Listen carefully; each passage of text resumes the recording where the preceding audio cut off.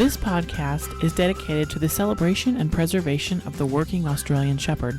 Your Aussie is descended from a proud and amazing lineage of hard-working ranch dogs, identified and cultivated primarily in the Wild West. Contrary to the breed name, the Australian Shepherd is actually an American breed success story. Only in America can a blue-eyed, scruffy dog rise from the dust of the American ranch to become one of the most popular breeds in the world today. The Aussie's beauty, brains, and incredible work ethic and almost empathic connection with their human charges make them unforgettable and pivotal members of the family. My goal is to help you understand this amazing breed, learn more about their heritage and their physical and mental needs so that together we can preserve the working Aussie by encouraging better breeding and better vetting of future Aussie owners, ultimately keeping Aussies with their families and out of shelters. Welcome to the Instinctive Australian Shepherd. All right, welcome back to the Instinctive Australian Shepherd podcast. This is Jackie Tinker. My guest today is Élise Saint-Pierre, and I know I didn't pronounce that right, but Élise, welcome to the program. Yeah, thank you for having me. It's exciting. I don't know how we connected. I guess because you have Aussies and I have Aussies, we found each other on Facebook. But the reason I'm having Élise on the show, everybody, is because I love her videos. She has great videos with her dogs doing all kinds of things from tricks to obedience. And she does something called chaining, which we're going to talk about a little bit later. But Élise, why don't you go ahead and tell us how you got into Aussies, how you got into dog training, and kind of give us a little bit of a background about yourself. Awesome. Thank you. Yeah, so I've been training for quite a few years. I started out in agility with my little terrier mix back when I was in high school. And I kind of just grew a passion with that and kept kind of going in that direction.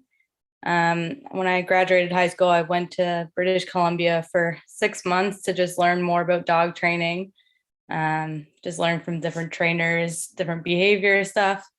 When I came back to Nova Scotia, Canada, I started doing some boarding and a lot of private sessions. I have two main dogs, I guess. My Australian Shepherd, Jasper, which I think is kind of where we kind of met originally. And then Missy, my miniature American Shepherd. Together, we do a ton of tricks. I love doing trained behaviors, especially with Jasper to Aussie.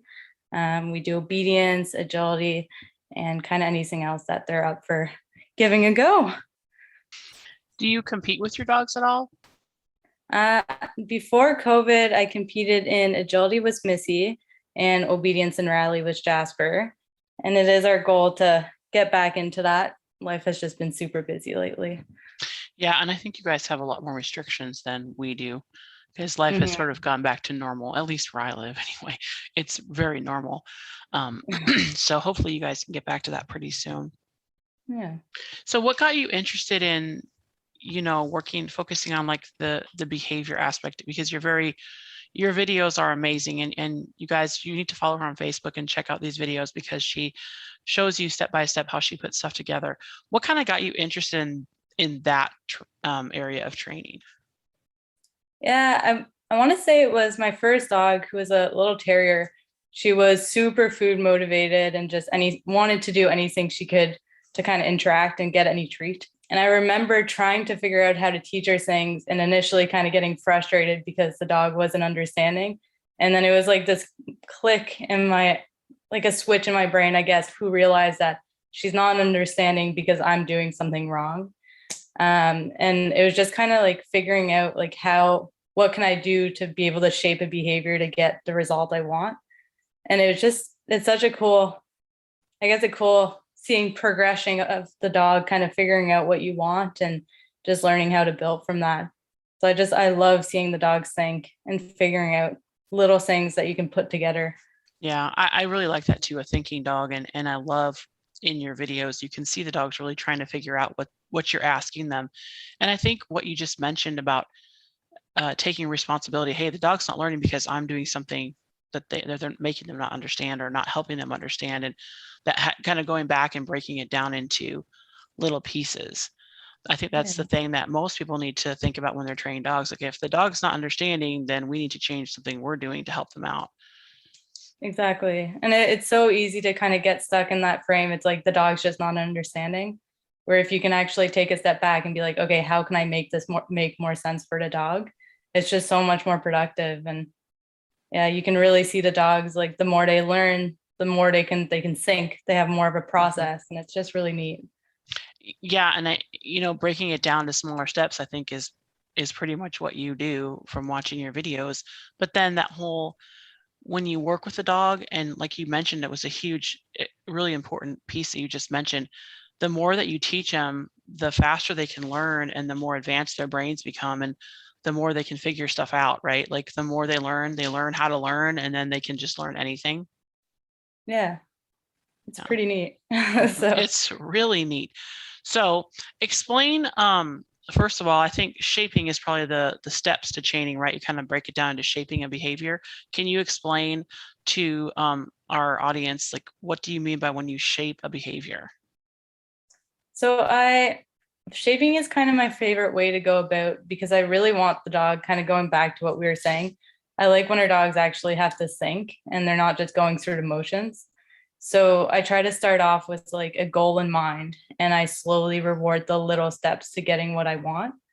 So it's like, if I wanted my dog to put 2 paws on a stool, at first I would just kind of stand next to the stool, and then slowly, as the dog starts interacting with the stool, I start rewarding towards the behavior that I want. So like 2 paws on. So at first it might just be any interaction with that little stool. Then it might be a paw just touching, and then a paw on, and just that entire kind of progression to getting exactly what you want. I just find that the dogs learn so much more when they have to do that thought process than if I was to just kind of get them to follow a treat onto a stool. So in that example of putting the paws on the stool, do you ever lure them on the stool, or do you actually just wait for them to put that paw offering behavior and offer the paw up there? I personally would, unless it's a really young dog that I kind of want to expose them to different textures and stuff. For an older dog, I would definitely just kind of wait it out. And the biggest thing is, like, especially with a dog that you have done shaping before, they really learn. They're like, okay, how can I make this get me what I want? So instead of like the first few times, you might have to wait them out and reward smaller interaction with anything in order to shape. But as you kind of progress and you get the rhythm with the dog, they're like, okay. And you see that thought process. They're like, I want that treat. There's something here. Let me offer a behavior. And the more you do it, like a dog with like Jasper, by example, who's done a ton of like chain behaviors, the moment he sees a new situation, he's like processing, how can I do something that will get me that treat? So I try to avoid doing the luring just so that they really need to think. But yeah. Mm-hmm. Yeah, and so when we're talking about luring, we're talking about, like, you put a treat in front of their nose and get them to draw forward, and you'd actually use the treat or some other way to get them into a position. So what you're saying is, so once the dog has already figured out how to do this, Jasper's an expert at it, he's just going to offer a bunch of behaviors that he think will fit in that picture. Exactly. Mm-hmm. So you start them when they're really young, I assume, doing all this. Yeah, and you could definitely start with a dog of any age. It's just like the more you do it, the quicker you'll see like them kind of processing what might be the options. But it's just kind of taking it super slowly and letting the dog be creative. And there's sometimes that you can do a session and kind of just see where it goes if they want to offer a specific thing, and then you kind of work with it. But I find that doing that will really allow them to kind of try to figure out the system instead of just kind of going with the system. So it's like, if I'm constantly helping the dog can go through the motions because of my help. But if I kind of let him do his own thing, we're more so working together, I guess. Yeah, so you may start a session with one goal in mind, but then the dog may take it a different direction. Yeah, and you just go with it. So. Yeah. Well, that's fun. I think you can really see their intelligence and how intelligent these dogs are. And man, they are intelligent. So they are, yeah. And in addition to the treat motivation, they also want to make us happy. So that gives us a double opportunity to train and to get things from them. Absolutely. So one of the things you like to do, and what you show a lot of videos of, is the chaining behavior. So can you explain that? Yeah. So the chain behavior would definitely be my favorite thing to work on, because it's really fun to work with a dog, but it also takes, you need to be very creative.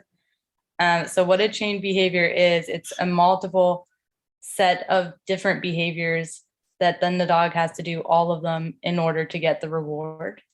And what makes it tricky is because there might be 5 different behaviors the dog knows, but they need to do it in a certain order without you telling the dog to do every specific behavior. Wow. So can you give me an example of what maybe something that describe one of those chain behaviors? So let's say the chain behavior is picking a ball off the ground, putting the ball in a container, and then picking up the container with the ball and putting it on the table. Mhm. So if that was the chain behavior, the dog would only get rewarded for that last behavior of putting the container with the ball on the table. Mhm. So in order to kind of work on that, you would want to teach every behavior individually, and then you would slowly start pairing them together. And then eventually you would have that chain of behaviors that the dog can perform without you having it to help at all. So how do they know? Do they remember, like if you do these sequences, say you have a bunch of different chain behaviors, do they remember those, or do you have to kind of review it with them, or how long do they retain that? That's a good question. Yeah, so I would say that, so the biggest thing with a chain behavior is because there are multiple behaviors in a row. And when we think of dog training, the dog will always do what was last rewarded. So if you have a chain behavior that is, let's say, 4 different behaviors, the dog in theory should only want to do the last behavior in that chain, because that is what gets the reward. Mhm. Does that make sense? Yes. So if I wanted to keep working on that chain behavior, I have to creatively, like, sometimes I'm going to reward the first behavior, sometimes I'm going to reward the third behavior, sometimes the second, and sometimes the last. Because if I kind of just kept doing the same behavior, but was only rewarding the end behavior, like end of the chain, the dog in theory should only skip all the other like steps to do the last one, because he's learned that I don't get rewarded for those other steps. So if you wanted to keep doing the same chain behavior, you would have to kind of keep going back and forth and rewarding those little steps to keep building value for everything. Mhm. So I don't know. I don't know how long a dog could remember a chain behavior without reviewing it. Right. So do you have, so you would, if you taught Jasper something last year and you want to bring it back, you would then just go ahead and review it. Do you ever give like a command that says, this is the command to do all these behaviors? Or do you have like the object that they're going to work with just sitting in front? What is the cue for them to do that? So a lot of people will put like a cue to a chain behavior. Because I kind of just do it for my own entertainment. Once they get the cue, the end behavior, I kind of decide I'll move on to a different chain. But you could absolutely put a cue, and the biggest thing is like the dog will understand like what it looks like. So if you have that chain of events all set up, the dog will in theory kind of know which one they're doing. But you could definitely put a cue once the dog is like fluently doing it. You could say like laundry basket, and they would be like, oh, right, this is what it is. That's really neat. That's really cool. Yeah. So do you said you just do this for entertainment, but this would be something that people would do for, if they were going to do tricks or, like performances and stuff, right? Yeah. And any kind of like movie work. So anything the dog has to kind of go on its own and do like a certain set of behavior, you would use that for sure. But there's definitely some situations, like I know a lot of like zoos, for example, work with their animals like for like cooperative care. And some of that is chain behaviors, like getting the animal to go and weigh itself, to then like hold its paw out to get like a vaccination. So that would all be kind of a chain behavior too. So there's definitely a lot of situations where it is used. That is really interesting, because I think of it, most of the work I do is herding and stock dog stuff. And as you were talking about that with the zoos, my sheep and goats have some of those chain behaviors. We do the same behaviors with them, we do the same behaviors every day. So the dog is there as their cue to move forward. But, you know, the dog's Right. not having to do all the work because they have learned that we go here, then we go here, and then we do this. And so that's very interesting. That's very, very interesting. How the animals are just a lot smarter than we give them credit for, I think, sometimes. They are so much smarter than we give them credit. So what's the longest chain that you've done or sequence that you've done with Jasper, like number of behaviors? I think there was 6 different behaviors in the chain. And definitely like the longer it gets, the more complicated it is because there's so many little parts that you need to reward. Yeah, I want to say 6. What is the average, the typical length when you think of something? How many behaviors is pretty quick and easy to train? I would say that like 4 behaviors would be like your average. Because there's, even when you think that there is only 4 behaviors going on, there's a lot of like micro details that the dog needs to figure out. But I would say 4 is a pretty good chain behavior. Yeah, because I was watching a video of you recently, I think it was, where you were having him push his nose on a spool to get it rolling, like one of those. Yeah. And I noticed, you know, there were so many, like you just said, micro behaviors you were asking for. You were asking for him to touch with your nose, and then he had to figure out how to push it and all that kind of stuff. And you're watching him and rewarding him at the right time. How important is timing to all this? I would say it's super important because it's so easy for us to reward the wrong thing, especially with a chain behavior, because if you wait too long, then you're probably not rewarding what you want. So let's say I really want him to get used to like pushing the barrel with a toy in his mouth. I need to make sure that I'm capturing that moment where he still has that toy in his mouth and he's physically pushing the barrel. So I would say timing is, like anything in dog training, really important, but especially when you're trying to pair multiple things together. And you use a clicker, right? Yeah, I mix it up between a clicker and a verbal yes. Like marker training, in my opinion, is probably what makes chain behaviors possible, because there's really no other opportunity to be able to capture that moment that you want to reward unless you have either a clicker or verbal to tell the dog like that is exactly what you're getting rewarded for. Because oftentimes when you're working on chain, like the dog is independent. You're not right there with a treat. So if someone were to want to start doing this, teaching their dogs some tricks and all that kind of stuff, how would you teach them to perfect their timing? Like what should they do to make their timing better? What kind of practice should they do? Honestly, like even finding a marker that you feel comfortable with and making it like second nature is super important. And a lot of people do feel more comfortable with like the word good, and that's totally okay. But it's just kind of trying to be super visual, and you can work on your basic stuff like your sit and the down, and just being really aware, okay, if I'm working on the sit, the moment the dog's butt hits the ground, I'm going to mark and reward. If I'm working on it down, the moment his elbows hit the ground, I'm going to mark and reward. And it's just kind of trying to like be super visual, like what am I actually rewarding the dog for doing? So how precise can I be with my markers so that the dog knows like I'm taking a picture of this moment and this is what the treat is coming for. Yeah, I like how you said that, taking a picture of the moment. That's a really good phrase there, because I think dogs see things in pictures. You know, they have like, that's what I've heard from people say, is that dog sees things in pictures.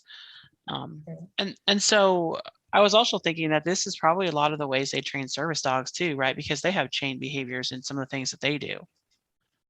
Yeah, and service dogs, like I don't know a ton about, but they have a lot of behaviors that they do, I guess, like automatically. Like they're not just waiting for a cue of a person. Like if the person does this, go do that. So I would definitely think there'd be a lot of chain behavior like in there, pretty intense ones. Exactly. I use like a clicker and yes when I'm working on those kinds of things. I like the yes sound because it's sort of a sharp sound that's different from the good dog thing, you know, because you say good dog all the time without even thinking about it, I think. And so that's why I use yes. And then clickers, I really like clickers, but I always lose them, or they're dangling in the wrong place. I found one that kind of attaches to your finger, So your thumb can Yeah. push it, but it doesn't dangle and drop off your finger. I really like that one. Oh, that's neat. It is really neat because the Yeah. dangling, it's always the wrong place when I need to use it. So Yeah. I mean, I think they learn really quick with the clicker, but that yes is really important too on that. Oh my Mhm. gosh, that's so cool. So are you working on any kind of chain behavior right now? I did a little one this morning and I tried to skip through it way too fast. So it was a little messy, but I'm always open for suggestions. I find like I run out of ideas. So Yeah. Well, guys, you can check her Facebook videos out and give her some ideas for some things you want to see Jasper learn to do. So how yeah. long does it take you? Like that with Jasper, since he's very experienced, he knows how to learn, he's very experienced at learning, he's experienced at learning how to sequence. So like a simple average 4 behavior sequence, how long does that usually take typically for him to learn? So I think I would say probably anywhere from like 20 to 25 minutes. But the biggest thing is that I rarely, and it's just because I'm not creative enough, but I typically try to use behaviors that he already knows. And then we kind of chain them together. Where if anyone had any ideas of some like different, more unique behaviors that I could like put together, it would definitely take longer because I would have to teach him every behavior separately. But if, let's say, he knows all the different behaviors and I'm just kind of pairing them, I would say probably 20 to 25 minutes would be fair. Wow, that's fast. That's really fast if you But think it's about it.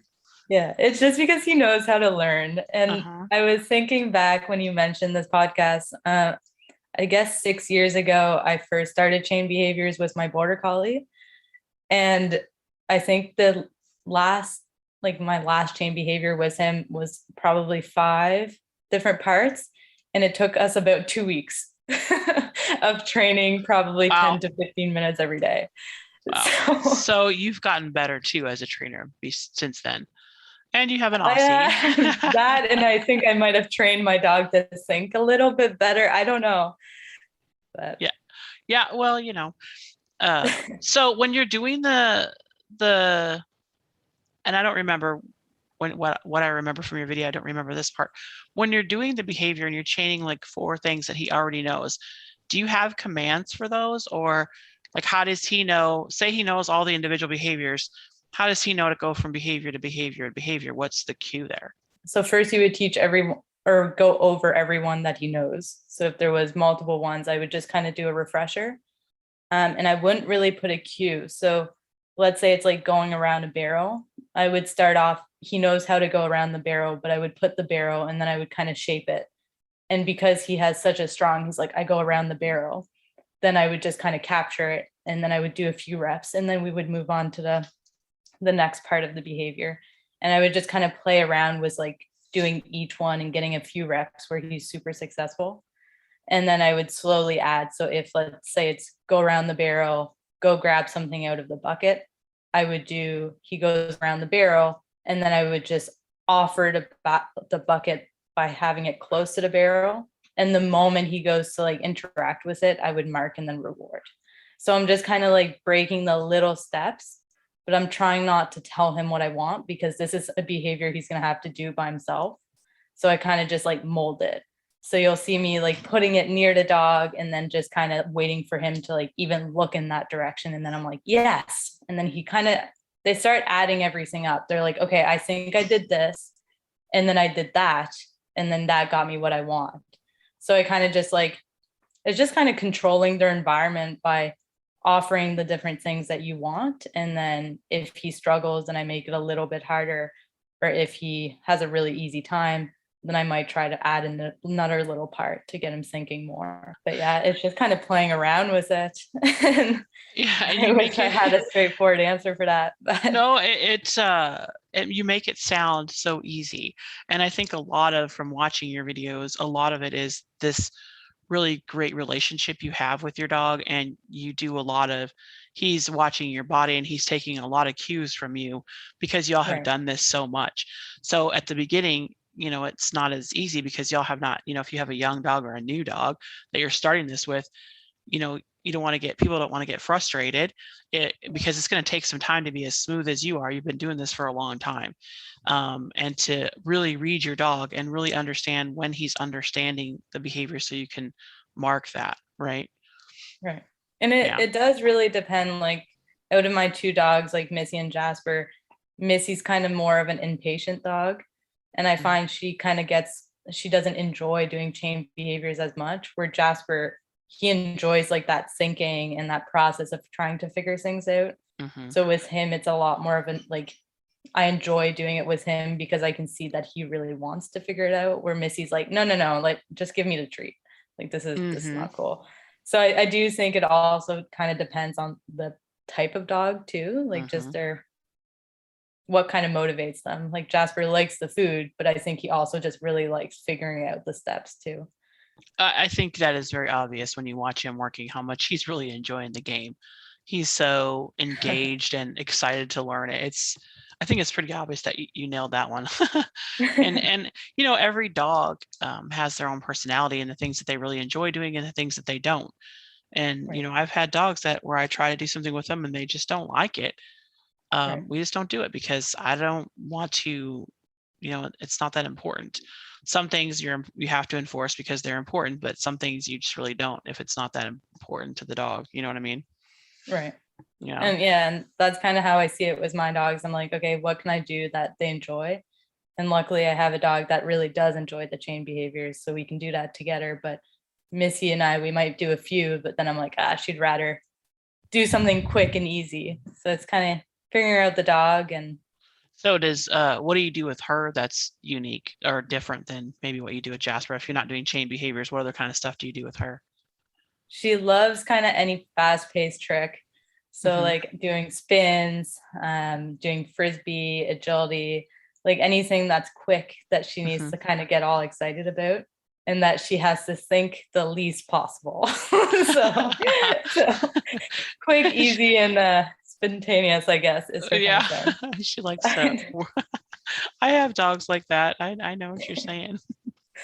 So you are working a little bit, I want to switch over just a little bit to something else that you're doing, is you're working with a bomb detection dog, right? Yeah. Explosive detection dog. So that is it a Malinois or a Shepherd? She's a Shepherd. Okay. Her name's Roberta. So do you do much training with her, or is it she was already trained when you started this? Yeah, so she did have like some foundation when I got her. But the biggest thing was kind of, especially explosive stuff, you need to kind of constantly, you're just always maintaining the training to make sure, like even at the start of the shift, you have to like calibrate the dog is what it's called. So you're going over some odors just to make sure that they're kind of in the zone and they're working and they're still super aware of all the odors they need to find. But no, that's kind of just like a different like, I guess, nose work. So right. So is it basically the same type of training where when you're calibrating, you're finding different scents and odors that you're trying to, it's basically kind of the same thing, right? When they hit the odor, they get a reward of either the food or the ball or something, right? Yeah. So we use just balls or toys. But yeah, just kind of putting different hides at different heights, different like amounts. And just making sure the dog is still kind of on point and able to detect the odors. Cool.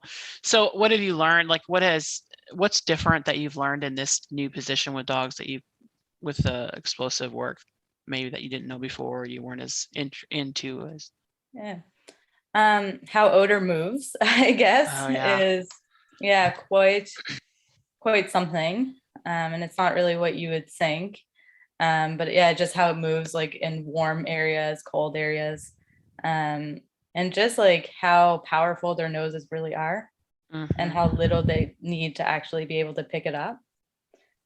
But what I find the coolest with detection work is you can still get that independence that I really like in training. Like the dog can learn to kind of work on its own, be super confident in itself instead of always relying on you. And yeah, it's pretty neat. Yeah, and I haven't done a lot of the nose work stuff, but I did a lot of tracking with my dogs. Okay. And the whole odor thing is quite fascinating. And it's also somewhat of a mystery to us because we really don't know. Like they have a lot of No. theories, but none of us are a dog, so we really don't know what's going on Right. in their brains. And I think that is fascinating and always going to be a challenge to make our training better and help the dog be better all the time. Right. Right. It's fascinating to me. And that's the biggest thing. Like, I don't know too much about tracking, but in like scent detection, what is a really big thing is contamination. So it's like being super careful, like how you handle the explosives, not for safety reasons, but just making sure that we're not leaving our own traces on it, because then you Mhm. have a dog that's actually just looking for you. So Mm. it's just being super careful, because like I've seen a lot of dogs, like detection dogs, who are just looking for even the scent of the gloves that people are using when handling the explosives. Or there's certain things that you use, like if you're using a certain package a lot when you're hiding explosives, then the dogs are hitting on those packages because there's something that's consistent. Mhm. Um, just like the other day at work, there was this one guy, like at the washroom at work, there's a really strong soap. It's like cherry or something. And we were like, I wonder if the dogs are hitting on that. So we put some of that soap in a distractor and the dogs started hitting on it. And Mm. that's just like the dogs they're not wrong in theory, because you've been training and we all accidentally contaminate stuff. So the dogs they pick up on these little things, and you constantly have to be careful that you're not accidentally rewarding them for picking up on those secondary odors. Yes. And that's the part about it that's always the most. It's the same thing with tracking. Are they picking up my articles when I go somewhere else and somebody else lays down articles? Are they looking for my scent or somebody, do they understand Right. the difference? And that is always going to be the challenge because again, we're not dogs and we can't really ask them, is that cherries or is that bomb stuff you're smelling? And Right. making sure that they are picking the right odor. Right. So, and is this true? I've heard before in nose work and scent detection type things that like they talk about, they give an example of like chicken soup or something. When we walk into a room, we smell chicken soup. We smell all the chicken soup, right? But the dog can individually smell each individual ingredient and identify each ingredient as something different. Is Right. that true? Yeah, absolutely. And that's kind of what makes everything trickier, because as a whole, we only smell like the chicken soup or the pizza, where they smell like every little part. So like if I accidentally add my smell, then they're being rewarded for the other part, but also for my smell, because it doesn't just kind of blend in like it would in the chicken soup or the pizza for us. But yeah, for as far as we understand, I guess the dog sees Mhm. literally every single odor separately. Yeah, it's It's amazing. insane. They're Yeah. amazing, amazing creatures. And I always encourage the listeners to this podcast, if you hear something in what that we're talking about or something that other guests have talked about on a different dog sport or an opportunity to train your dogs, I encourage you to give it a try because, you're working with explosive detections, but there is a whole huge, fast growing sport of that nose work, the scent Mhm. detection with dogs, and they use essential oils as their odors. And there's just tons of things you can do with your dog, from the training behaviors and teaching the tricks. And if any of these things resonate with you, I would encourage you to research it and get your Aussies out there doing stuff, because when you start working with your dog and training your dog, and I know what a great relationship you have with Jasper because it's obvious in the videos. When anyone starts working with their dogs, it builds the relationship and it really helps you communicate better with them because they suddenly want to be your partner and they are very in tune to you when you start Right. working with them on whatever you're doing. Right. Yeah, it's a team. Like it's not just you or just a dog. Like you have to work together, and then that relationship definitely builds from there. And it's so rewarding. And Aussies are just the best because they want Yeah. to naturally, without treats, they want to please you and they want Mhm. to interact with you and they want to communicate with you. And I think a lot of people's, behavior issues, the minor ones, would decrease if they started doing something like this with their dog because they would learn so much Right. communication, and then the dogs would learn so much and they would end up, when a dog finally clicks in with you and just like teams up with you, it is the most amazing experience, I think. it's very special. Yeah. No, I see it. We dabble in herding, but we're far from good at it. But when I see teams herding, to me, you can really see that relationship kind of blossom. So I always find that really neat to watch, because you can see it's very much teamwork. Oh, it totally is. And the stuff we do here on the ranch every day, there's something in Alaska called a ranch trial, and they set up a scenario on a farm or ranch that kind of mimics chore work with pens and gathers, and just kind of like mimics what you would do on the farm. And we competed in one of those about a month ago in Georgia. And I mean, we just walked up there and was so confident, and it was just like, hey, we do this every day. And it was pretty impressive to other people, because he knows how to sort, which is one of the hardest things to do with herding, is to sort sheep and goats and stuff like that. It's really tricky. And it was just so cool, because it was just me smiling the whole time going, this is what we do every day. This is our job. And it's fun to be able to show it off. And you're right, the teamwork. I can sort the sheep, and I don't have to, my back is turned to Copper, and he knows exactly where he needs to be to get the sheep out the gate. So I'm trying to teach him now to, if I point at one or I touch one, that's the one I want to go, and trying to get him to move it out. I might need to go cool. do a little bit better job of chaining that behavior, because he doesn't understand it yet. But that's one of the things we're trying to work on, because what else are we going to do? learn some more tricks and tools that we can do, because he already knows so much.